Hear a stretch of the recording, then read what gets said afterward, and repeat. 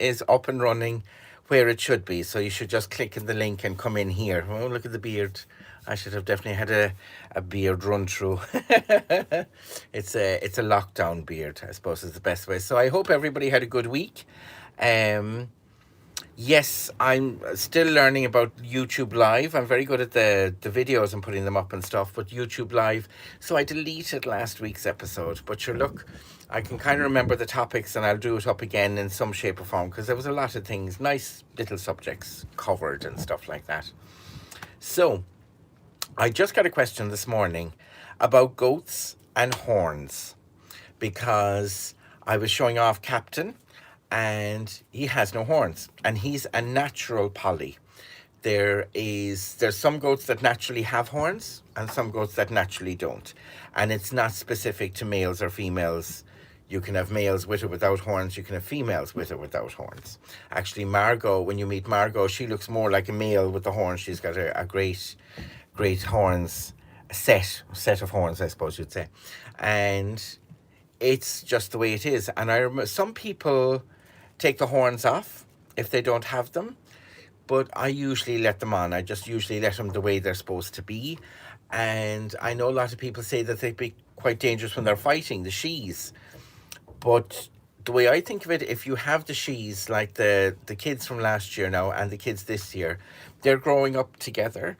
So they'll have all that pecking order done. So there won't be so much fighting. And hopefully as well, when they're out in the fields here, they won't be as frustrated as if they were in a shed. You know what I mean? That could get them a bit frustrated. So then that leads to fighting and stuff like that. Cosúil an duine, like the people.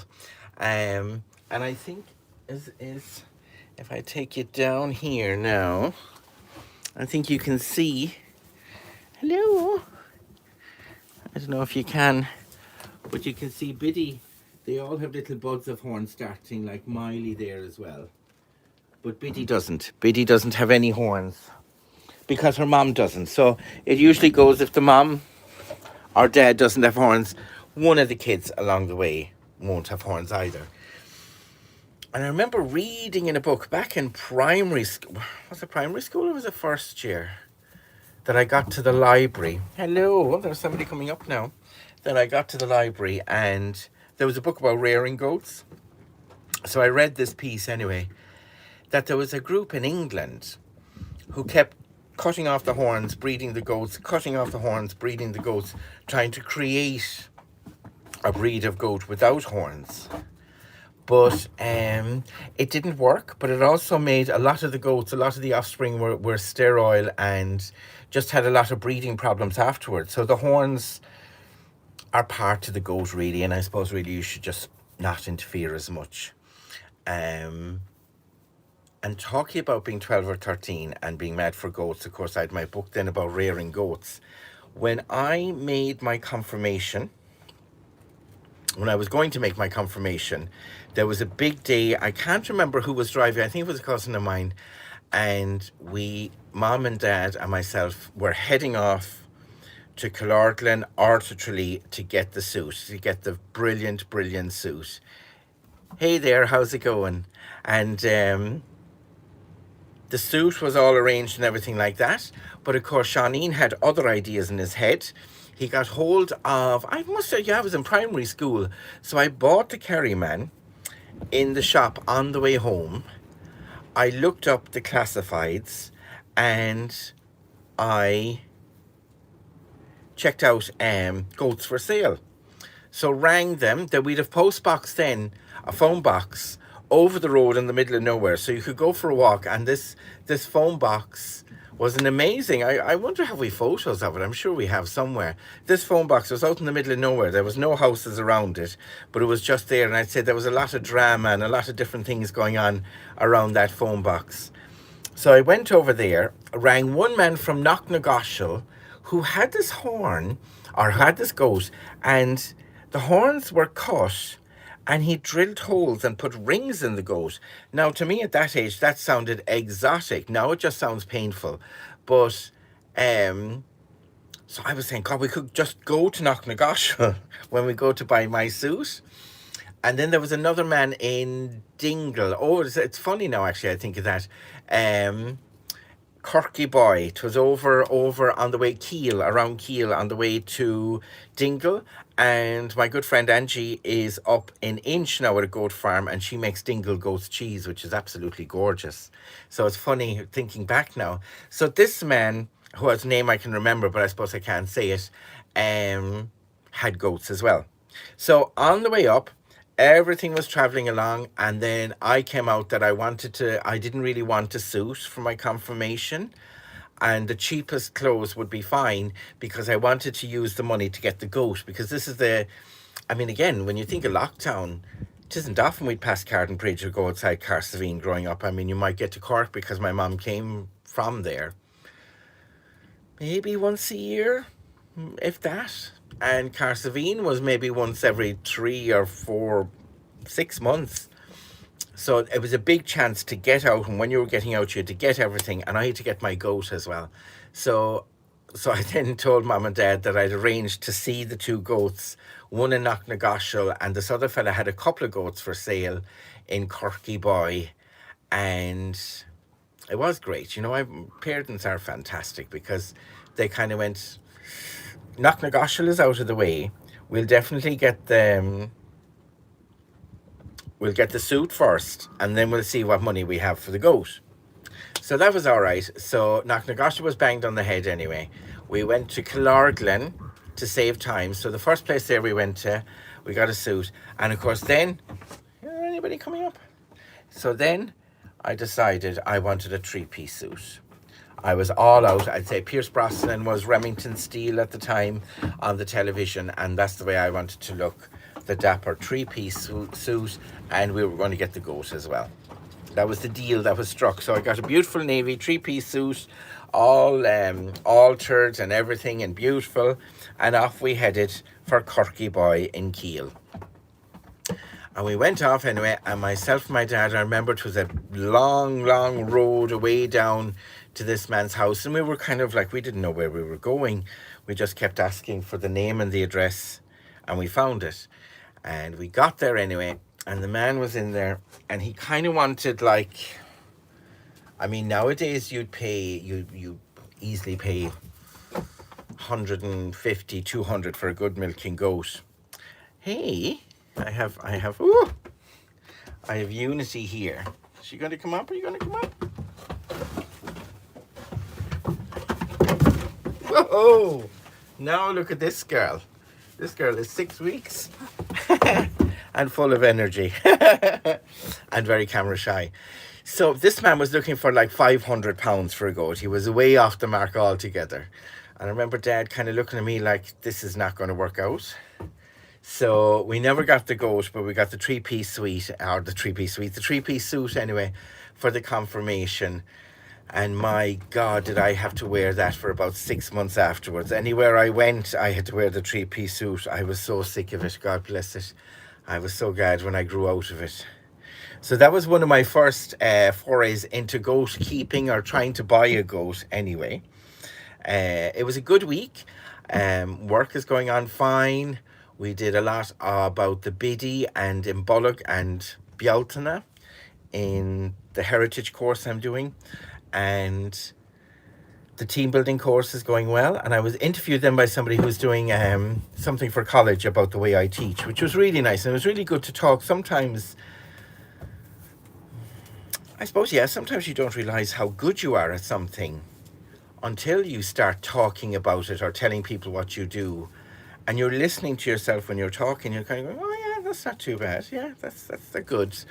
Yeah, I like that. And so now, Caimisha, ma croa Curragart. I have to put my space in order for Monday night. Ihedelun, beg kind to go Marioler Mohail, my life, mobber, my work, and a great little project I did last year called Storyscapes. And that's on the YouTube channel as well. There's little films I made, and I asked people to come up with stories about them and what was happening. And then I created this big overarching story with a lot of the people's ideas put in there as well. Oh, look at that now. A little bit of hair from... hey, Soraka. Conas Tima Chalín. So tá seachtain na Gaeilge Siúl, so tá Soraka ag obair whole Skull and Glen out in the Glen School. And the Glen School, I think, is probably one of my favourite schools in the world because it was one of the first schools I started teaching in. Many, 31 years ago now. And the children were fantastic. And it was really just, it was a joy to work there. Oh my goodness, who's this behind me now? That's Unity. And look here, I don't know, can you see it or not? I'll have to get two cameras in the end. Miley is eating the bag here. Come up. You'd better put up the zip. But, and there was one morning, I used to get a lift out from Marie, out to Crockbridge, and then I'd meet the teacher there. But between the jigs and the reels, Marie wasn't working, and I missed a lift going out, and I'd no way getting there. So off I headed up over the mountain, and the children were watching me, hiya Deirdre, coming down the mountain. They were looking out. Of course, it was nearly break time before I got there, about 11. But it was great crack to watch the teacher coming down the mountain to get to them. And I think I found a sheep's skull or something on the way, and I brought it with me. And yes, there's Unity now. So that's the Glen School. But we had great fun out there, and there were always, because it was a very small class and a very tightly knit group. They really all got on and helped each other, and the older ones helped the younger ones. And Garrod and Mary, the two teachers, were fantastic as well. They were really just so accommodating and wonderful. So I've always great memories about in the Skull and the Glen. And of course was I 19 going around teaching in the schools? So it was great. And I think the children, I suppose that's how I suppose the Irish thing again. That's why I'm so good as a teacher, because it was the children who taught me to teach and nobody else. And that makes a big difference if you're getting it from the people you're teaching and know what to do, and they helped me out a lot. And now I'm teaching their children, so that's quite funny. So I am going to make sure to tell you a story today, because we missed out last week with all the talk. And this story is all about a king. And this king was Anna Arunach Erfad, very important. He was so important that whenever he achoo sneezed, well, of course now he'd be locked up because of COVID, but whenever he sneezed, everybody that heard it would have to say, God bless you.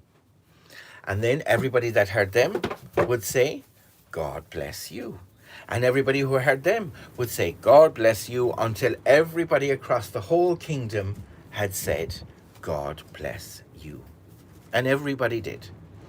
Except for a shepherd who lived up in the mountain, minding his sheep, doing nothing else, looking out, wandering around, and happy out. And he'd hear down in the valley, bless you, God bless you. And he'd look around and he'd say nothing, and that was fine, until one day there was a tourist walking around. And the tourist was walking along, and next thing he heard, bless you, God bless you. And he looked up at the shepherd and he heard nothing. He went straight down to the king. He was a telltaler of a tourist. And he went straight down to the king and he said, oh, your majesty, I know somebody who doesn't say God bless you when you sneeze. And the king said, right, soldiers, bring me this shepherd who doesn't say God bless me. So the soldiers went off to get the shepherd. The shepherd was up minding his sheep, and he had a very little magical gift that he had. He had a small little flute, and forgive me now because I don't know, can I whistle or not, but he had a small little flute, and whenever he whistled, the sheep did exactly what he wanted. The sheep went over there, the sheep went over here. They stopped. And it was great, and he was just about to play his whistle when the soldiers grabbed him. He put the whistle in his pocket, and they brought him down to the king. And the king said, now, shepherd, will you say, God bless me? And the shepherd said, okay, God bless me. The king said, no, no, no, no. You misunderstand. I want you to say, God bless me. And the shepherd went, oh, sorry, excuse me, your majesty. God bless me. And the king said, no. And the soldier just snuck up to him and he said, look, all you have to say is God bless you. And the shepherd went, okay, God bless me. And the king said, right. Throw him into the dark cave of the white savage bear that hasn't been fed in 5 weeks. So they caught the shepherd and they threw him into the cave with the white savage bear that hasn't been fed in 5 weeks. And he was inside and he could hardly see anything. But after a while, he saw a pair of red eyes. And then he could hear, "Roar." And then he could smell the breath of a bear, which is rank. And the red eyes started getting bigger. And the growling started getting louder. And the smell started getting worse. And the shepherd wasn't too sure what to do, but the eyes were still getting closer. And the growls were still getting louder. And the shepherd was saying, he said, I remember my father saying, if you ever come across a traffic warden, a taxman, or a toddler, stare him right in the face and see what happens. And that's what the shepherd did. He stared at the bear, and the eyes stopped moving. And the shepherd moved closer, and the bear moved back. And the shepherd moved closer, and the bear moved back. And the shepherd moved closer, and the bear hit himself up against the back of the cave. And they stayed like that all night long, the shepherd watching the bear. Well, in the morning, the soldier said, we better clean out that cave because the bear can be very messy when he tears somebody apart. And they opened the door, and who was there in front of him? The shepherd. And they said, up to the king. And they brought him up to the king. And the king said, now, shepherd, you have spent the most savage night of your life with a white savage bear that hasn't been fed in 5 weeks. Will you now say, God bless me? And the shepherd said, okay, God bless me. The king was furious and he said, right, throw him into the cave of the 5 stickleback hogs that haven't been fed in 10 weeks. So they threw him into another cave, and it was all dark. And after a while, he saw 2 green eyes. And then he saw another pair of green eyes. And another pair, and another pair. And the 10 green eyes were getting closer. And they were going, ee. That's the sound stickleback hogs make. Ee. They were getting closer. So the shepherd said, He stared at one pair of the green eyes, but the other 4 were still getting closer. So then he stared at another pair of the green eyes, but still the other 4 were getting closer. So then he stared at another pair of the green eyes, and the other 4 were still getting closer. Oh, he said, oh, what did he think of? His flute. And he got out his flute, and he played like he never played before. And if he did, the stickleback hogs started dancing. They were Irish dancing. They were waltzing. They were break dancing. Oh, my leg. Oh, they were Jerusalem and dancing like the guards, and they were dancing all over the place, and they danced the whole night long. Well, the next morning the guards went in, or the soldiers went in to check, and they said, oh, there'll be such a mess now after the stickleback hogs not being fed in 10 weeks, and they opened the door. And who was there in front of him? The shepherd. Oh, they said, come out, up to the king now. So they brought him up to the king. And the king said, "Now, shepherd, you have spent the most terrifying night that anybody could have spent with the 5 stickleback hogs that haven't been fed in the 10 weeks. Will you now say, 'God bless me'?" And he said, "Okay, God bless me." Oh, the king was furious, and he said, "Right, I want all the wise men, all the wise women, all the wise people from my kingdom here right now. We have to come up with a plan." So actually they gathered everybody that's watching this video because they are the wisest people in the world. So they gathered everybody in from the video, and they sat down. The queen and the princess was there with the king, and they were having a huge big meeting, and they came up with an idea. And they said, this should work now. So they were all sitting there. The king sat down, the queen was next to him, the princess was behind them, and all the wise men and women that are watching Sean Leary's video were behind them as well. And they brought in the shepherd, and the king said, "Shepherd, this is your last chance. Will you say, 'God bless me'?" And the shepherd said, "God bless me." But he saw the princess, and she was beautiful.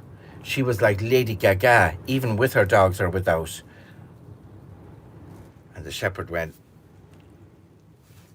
and the princess went, and the shepherd went, and the princess went. And the king said, "Enough! Saddle up the royal coach. We are going on a journey." So they saddled up the royal coach with 4 white horses and 4 black horses, and off they went. And they headed off to a lake. This lake was very big. There was people skating on it. There was ducks slipping on it. There was all kinds of things happening on it. But it wasn't a lake. It was a diamond. The biggest diamond in the whole wide world. And the king said, "Now, shepherd, I will give you this diamond if you will just please say, 'God bless me.'" And the shepherd said, "Yeah, I could do that. I could get the diamond, but I'd much prefer to marry your daughter. She is beautiful. She's like Lady Gaga." And he said, "Oh, don't be silly. You'd be king after me. Drive on." And they drove on, and they came to a silver forest.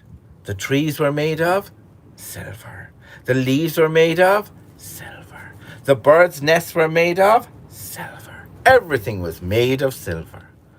And the king said, "Now, shepherd, you can have the silver forest and the diamond lake if you will just please, please say, 'God bless me.'" And the shepherd said, "Yeah, I could say that, and I could get the forest, and I could get the lake, but I just want to marry your daughter." "Drive on," the king said. So they drove on to the golden palace. The walls were made of gold. The pictures on the walls were made of gold. The toilet rolls were made of gold. Everything was made of gold.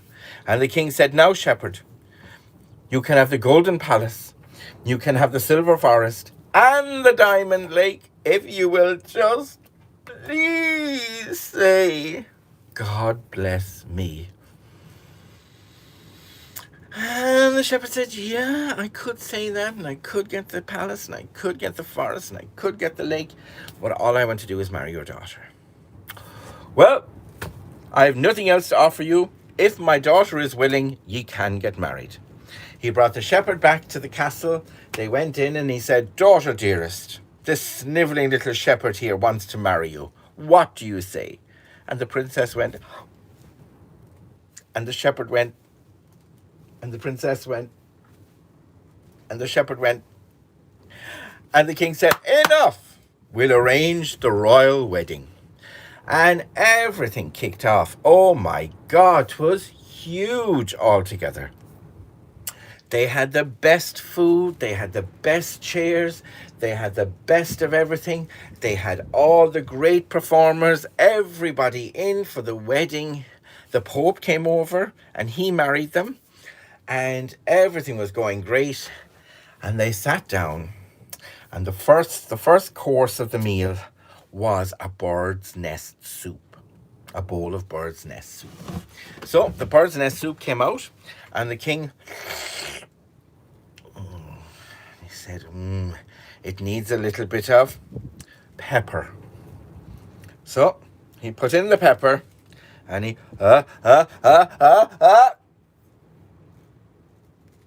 you know, and he tried the, and he said it needs more pepper.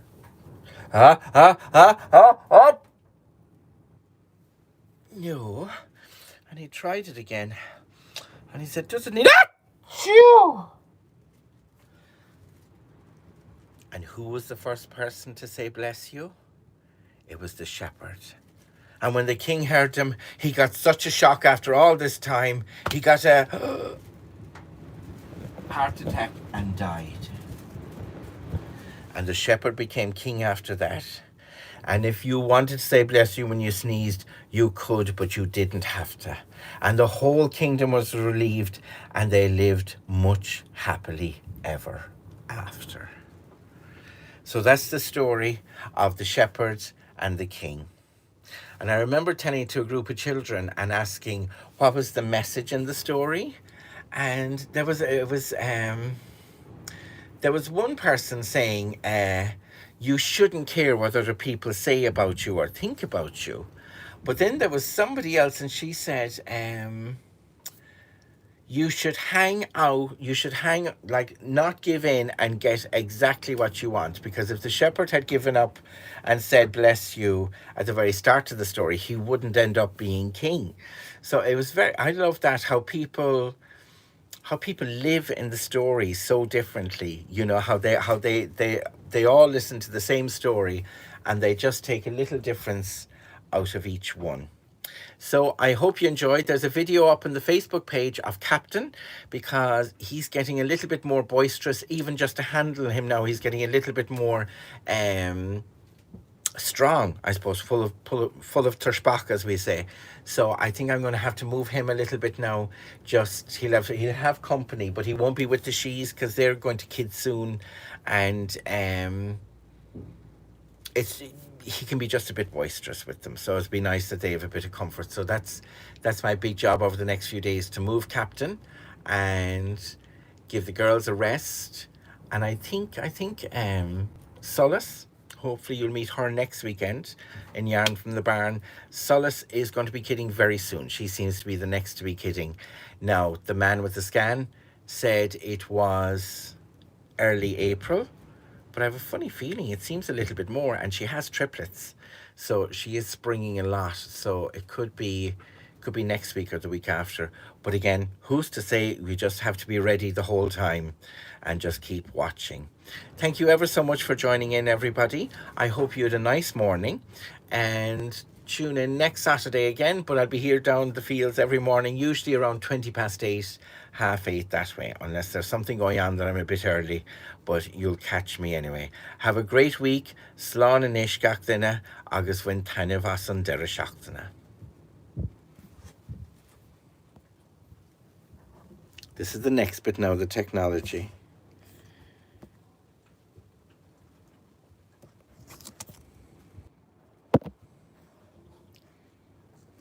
There we go. Do you want to stop